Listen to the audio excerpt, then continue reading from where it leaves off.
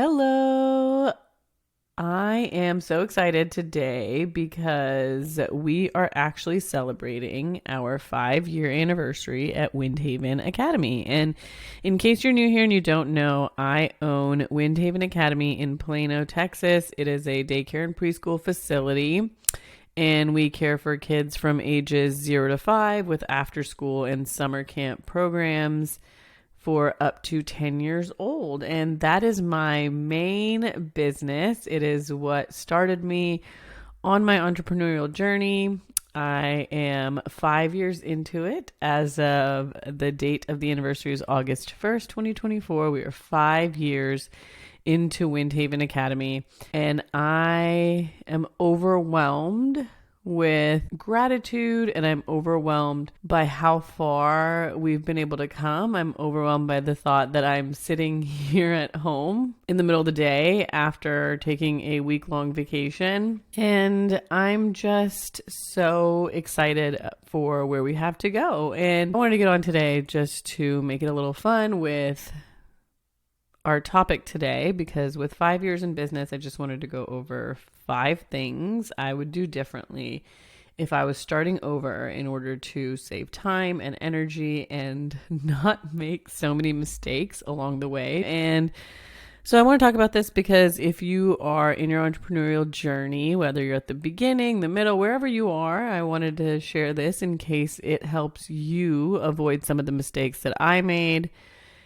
And I think it's going to be fun. So first off, in case you don't know the backstory with Windhaven, I have no experience in childcare whatsoever. I had a daughter, and when she was born, I sent her to a childcare facility next door to my office building at the time.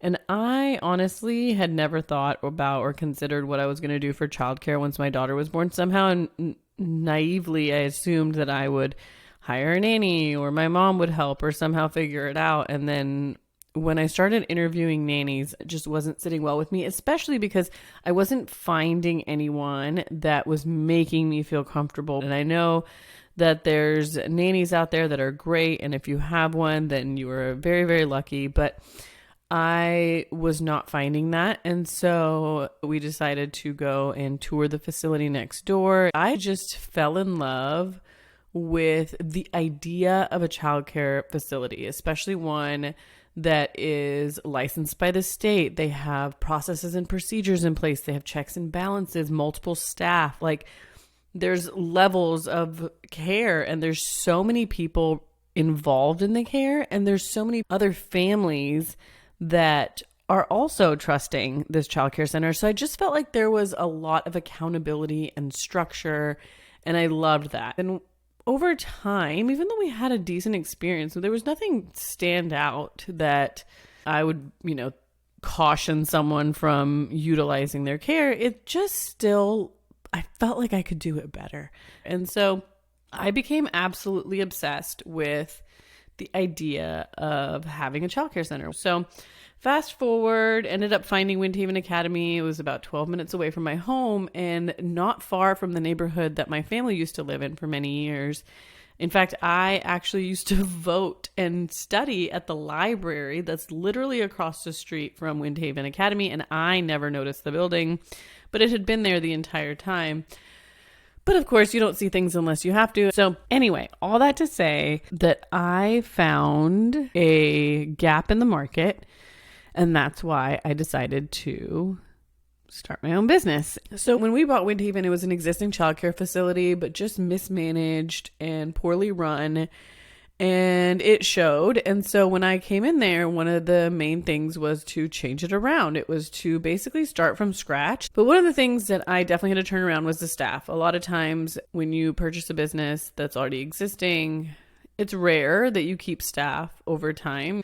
There's a level of turnover that happens, and sometimes you just have to clean house completely. And I recognized that as being what was going to need to happen when I first came on. And that's because this center had existed for probably close to over 15 years. And some people had been there from the beginning, which sounds great. But when you dig into it and things are not being run properly and there's no really oversight. It turned out to be kind of an issue that these people did not want change because they liked the way that things were running, and the fact that they liked the way that things were running made it almost impossible to convince them that we could do things better. So I knew that I would have to be interviewing and hiring. I started getting some resumes and interviewing people.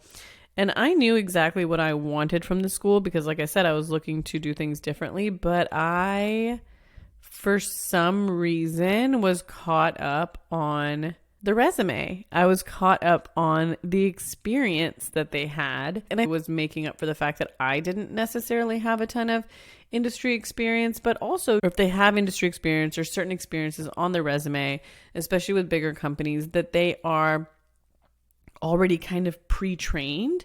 And that sat with me because I thought, okay, well, if I'm going to hire, for example, a 2-year-old teacher or an assistant director, I need to look for someone that has experience with childcare. And anytime I saw something like a Primrose or a Children's Learning Adventure or something that was a big name in childcare, I thought, yes, they have systems and they have it set up in a way where they train their staff. And so I'm new, and we're still figuring this out, but they'll be pre-trained, which is good for me. But the problem with that is that they have been pre-trained from someone who does not have the same vision as you. Even if it's the same industry, it doesn't mean it's the same vision as you. And so it's getting rid of staff members that were stuck in bad habits and that were stuck in the old ways of doing things. And then I was hiring people who were coming in with experience, with trained bad habits,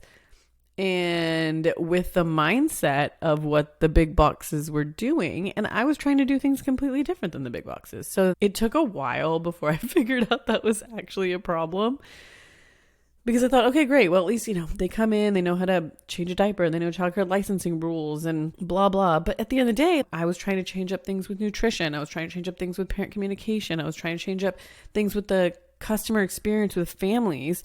And these people came in not only not used to those things, but trained away from those things, trained way differently, because they were just doing what industry standard was based on the people that were already playing the game. And so for me, I started to notice that they were not buying in to the vision and the mission of what I was wanting to do with Windhaven because they were very, very ingrained with how they had been doing things. And I'm not saying that industry experience is terrible or a bad thing, but it's not the only thing. And so over time, I started to realize that, okay, these people are coming in, and while they've been working at other places, either they were getting frustrated because we were doing things differently and they were like, this is not how I do things. This is not how I'm used to doing things. This is not how I like it. And we were losing people. Or they were coming in with these bad habits and just ignoring what we were wanting to change and sticking around, but still not participating in the culture and the vision and the mission that we wanted for Windhaven. So it just wasn't creating the right culture. I wasn't building the right team. Everyone came in with their own preconceived notions for what they believed. And it wasn't gelling. So for me, I think one of the big things was gaining confidence in what I know and gaining confidence in what I wanted as the mission and the vision for my business, and starting to interview for things that were important to me. It was important to me that they have a nurturing personality. It was important to me that they be flexible and willing to grow together and to learn. It was important to me that they be excited about doing something different. And I feel like I wasn't looking for those things before, but once I started to look for those things, once I started making that the priority, everything changed. It became so much easier to build the right culture. It became so much easier to create the kind of environment that I wanted for my families and for my clients. So I highly recommend making sure that you are looking at the things that really matter to you. What's important to you in order to play out what your vision is for your company. So another thing I would change. So number 2 would be mastering all the roles in the operation before trying to delegate. And this kind of plays into what I was talking about as I was hiring for experience so that we can grow faster and get to the next point faster. And I think I was skipping the part of learning some of the intricacies of the business because I thought, oh, I'll just hire for that.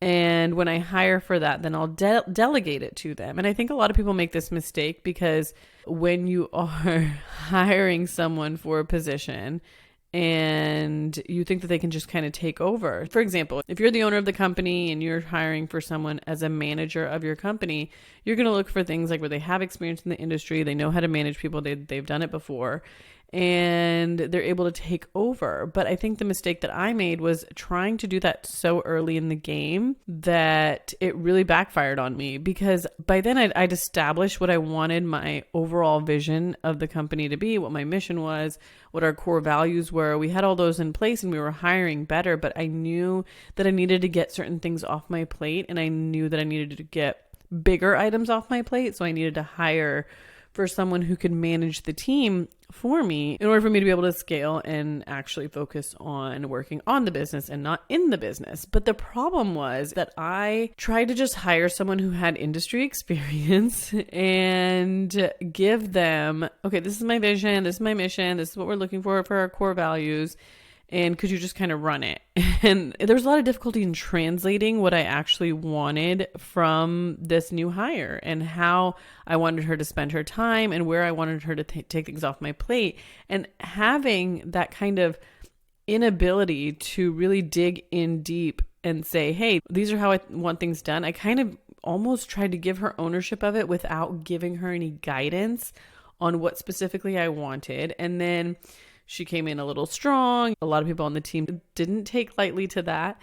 And it just turned into a little bit of a mess. And I think because I was trying to offload my operations too soon, and I needed to be able to understand what was going on and what needed to be done and how that would play into my mission and my vision before I would be able to offload them. So I was trying to hire someone to manage people, to do the things the way that I wanted them done without specifically mastering what it was that I wanted done.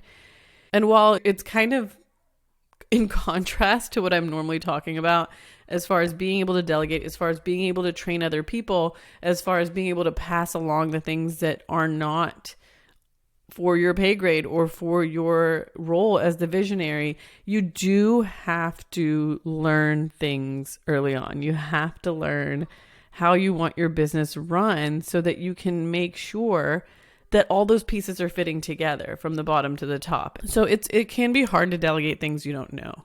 Outsourcing is one thing, but delegating is another. And in order for me to do that effectively, and in order for me to pass along those tasks effectively in a way that would enhance what I was aiming for with my company, I had to make sure that I had a better understanding before I tried to do that. So that leads into number 3, what I would do differently. And this is something that I talk about all the time, is implementing systems and processes early. It all kind of goes together, right? In order to hire someone who can take over and manage the team, I need to be able to hire for someone who meets my culture and my vision. Number 1, I needed to master what I wanted them to do and to have a good understanding of what it was and how I wanted certain things in my operations to run. And then number 3 was to implement the system in the process and to make it a documented system and process, to make it available and understandable by everyone on the team so that it was much more easy to delegate. So I needed to identify, okay, what do I need to learn about the business? And then how do I create it in a way? Because once I mastered those things, then I almost took 2 or 3 steps back. Instead of being able to then delegate them, then I took them on. I became possessive of them because now I know how to do them and I want to do them and I want to make sure that they get done right. And so for how I would do things now and what I would do differently, I would want to make sure that I was implementing those systems and processes early rather than keeping them in my brain, even though I know what I'm doing and I know how I want things done.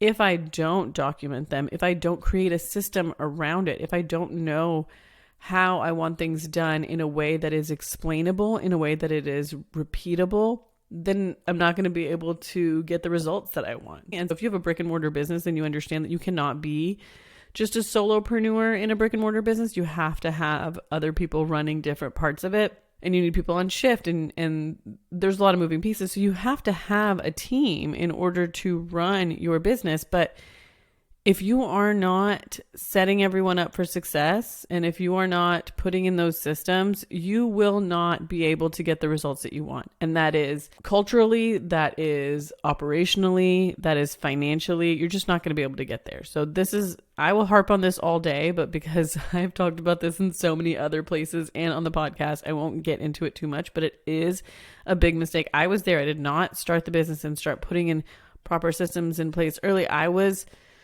kind of winging it from my brain and hoping that people would just catch on to how I was doing things and understand how I wanted them done.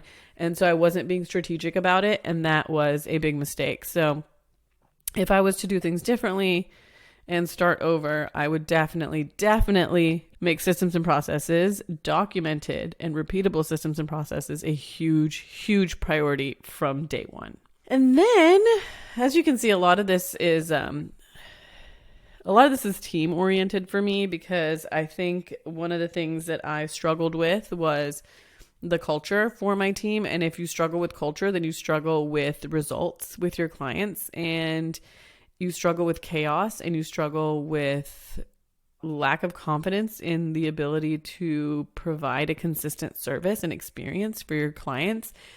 And so that all plays into it. And I feel like I did not understand the importance of a culture, a team culture.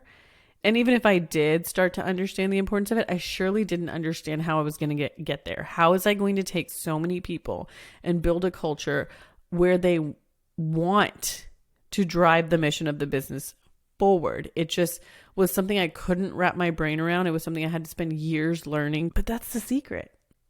That is the secret.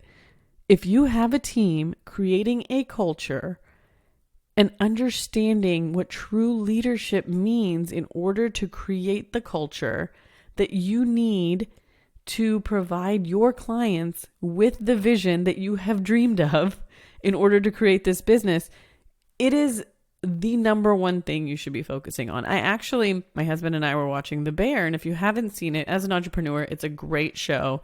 I won't give anything away, but one of the things that was in the show was he was starting up his business, and he was reading the book Unreasonable Hospitality. And it's a book from people in the restaurant industry. It's the people who owned and ran 11 Madison Park. And I immediately bought the book when I saw it. And the funny thing is, one of my big things in my business is the customer experience, the family experience. I feel like a lot of people are focusing on the kids, and I think that should be the baseline. You should absolutely be focusing on the kids, but that should be standard. And above and beyond that is what the customer experience was for me. And that was important to me, is understanding parenthood, understanding moms and our feelings, and catering to their mental health, catering to their need for community, their need for partnership in raising their children. And so for me, I know that the customer experience was extremely important. So I saw the book Unreasonable Hospitality. I thought, that's great. It's for the customer experience. I started reading that book, and I was more than halfway through before I realized, wait a minute, we haven't really talked about the clients. That's not what they're talking about in this book. The book was about the team, the culture, and what you're building, because you cannot, in these industries, build a consistent experience for your clients, especially if you're trying to elevate the experience, without having a team who is bought in to your mission and the culture where everyone is trying to work together and is heading for the same goal. You just cannot create a kind of business that serves people at an elevated level without making sure everyone's on board. And with that being said, one other thing that I would do differently is I would fire people way faster. I would let people go so much faster. One of the leaders in the childcare industry, Beth Cannon, she always talks about, there is no better way to ruin a good employee than letting them see you tolerate a bad one. Again, let me say that. There's no faster way to ruin a good employee than letting them see you tolerate a bad one.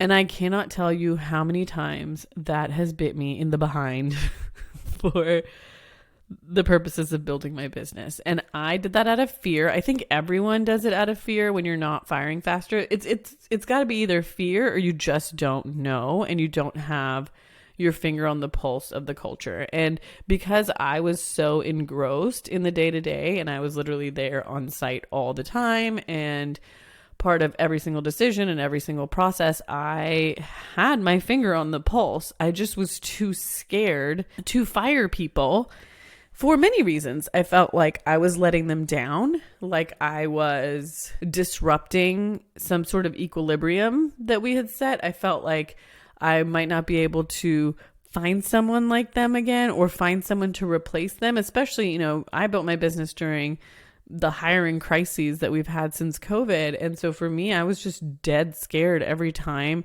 about I can't let this person go because either I feel indebted to them or I feel guilty or I feel scared that I won't be able to find someone else or I think, oh my God, what if they hate me?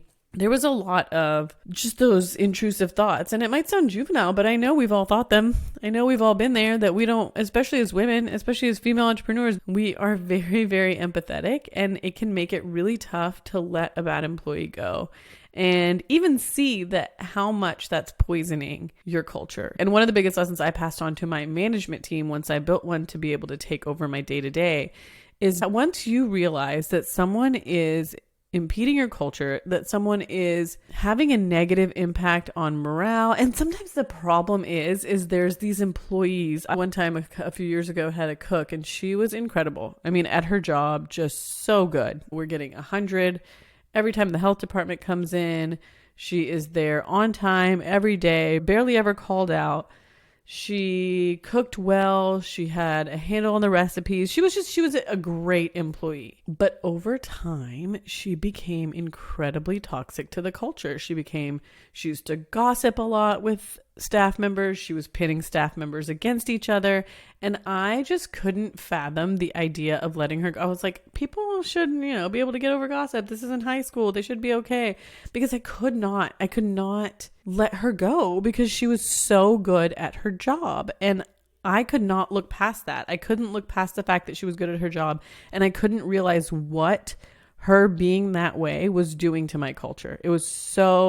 I was blind to it. I put shades over my eyes and I didn't care because I wanted that job to be done right. But essentially, she was incredibly toxic to the culture. And when we did finally fire her, which took way longer than I want to admit, it was like a sigh of relief came from the entire facility and the entire company culture. And I'd done this a few times. It's not that I was very slow to fire for a very long time. But this specific person and the way that the whole staff almost breathed that sigh of relief, including myself. I didn't even realize that I was being so tortured by this. I realized that was the last firing that I let hold me back and hold me hostage that way. Now I have a process. If somebody is not living up to whatever the standard is. So even if they're doing their job well, if they're not working well with their team, they are not a good fit. They are not a good fit because at the end of the day, if you want your client to have a good experience, you want your culture to mimic that, to be able to support that, to create a good experience for your clients. So fire way, way faster. And that stands for clients too. I know that is a terrible thing to even think about, of having to let clients go, but it's necessary. It's something I never anticipated, but do not keep bad clients. They're also terrible for your culture. They're probably going to leave a terrible review at the same time, as they always do. Anytime I've ever let go of a bad client, they have left a bad review. But it is what it is, because a bad client will weigh down on your culture. It'll weigh down on your team. It's just not good leadership, and it's just not worth the hassle. Sometimes no dollar is worth that chase. And I'm telling you, I have been in a position where I needed every cent just to make ends meet for the business. And I would go back and would let bad clients go way, way faster as well. So fire fast, super, super fast. And with that, I get to number 5. As you can see, there's a kind of a pattern with all of them leading into one another. But the last thing that I would do differently is I would stop trying to please everyone. And I mean that with staff, with clients. Trying to satisfy everybody is never going to be possible. You're going to be trying to satisfy everybody is going to be something that if you are aiming for that, you are aiming for the impossible. You are not going to get there. It is not going to happen. You are not ever going to get to that point where you are satisfying everyone, but you will burn yourself out and you'll start affecting the people that you are pleasing. Focus on the people that are your niche, that are your core audience, that are your ideal clients. Those are the people that you should be focusing on, because you're always going to have people who are just never satisfied, ever. You're just never going to be able to create something that makes everybody happy. I mean, if you've spent any time online, on Instagram, on TikTok or anything, there could be a video of a soldier coming home from war to his mom and surprising her, and you will get negative comments. There can be a video of a mom spending time with her child, and it'll get negative comments. So if that doesn't show you that you cannot please everybody, you can't. So focus on the people who are there for you. Focus on the people who like what you are doing, who are enjoying your services, who are there because they appreciate you. And that includes staff and clients. Because if you're doing a good job, then most people are happy with your services. So please don't let yourself get hung up on the ones who aren't. I remember I would get tens and tens of 5-star Google reviews, these long messages about how much they love Windhaven. And then one day I got a message from a family we had to let go, and they left a bad Google review. And this is after I got so many amazing Google reviews. I could not get over it. It ruined weeks of my life. But why? Why? There's going to be people that don't like what you're putting out there, whether it's pictures of your family on the internet or a service that you're providing in your business. There are going to be people that are not happy with it. Why? Who knows? But we just got to let that go and move on, because we cannot please everybody. And I have gone into the depths of despair trying to do that, trying to please every single client that came to me, every single thing, every single need that they had. If they asked for it, I had to try to get it. If they were upset about something, I had to try to fix it, even if it was against my policy, even if it was not going with my vision. I couldn't have people being unhappy. But then I was unhappy. And I don't think that's very fair. So it was terrible for my mental health. I had to set boundaries. I had to celebrate the people who were appreciative of the unique strengths that we brought to the table. And now my business is bigger than ever, and most people are really happy. So if I was doing 5 things differently, that's what I would do. Although there's probably so many more where that came from. I think that that's a great place to start. So to recap, number 1, I would hire for skill, not resume. Number 2, I would master my operations before delegating them, not offload my operations too soon. I would implement systems and processes very early, and I would make firing decisions much quicker and stop trying to please everybody, because that is how you have a stroke. And I don't know about you, but I do not want to have a stroke. And some days during business ownership, it feels like you are 5 seconds away from having one. All the time. So I hope these things help. I'd love to hear from you if you listen to the podcast, and if you could do me a huge favor and drop a quick 5 stars if you like this episode and leave a review. I would be so grateful. Thank you for listening, and until next time.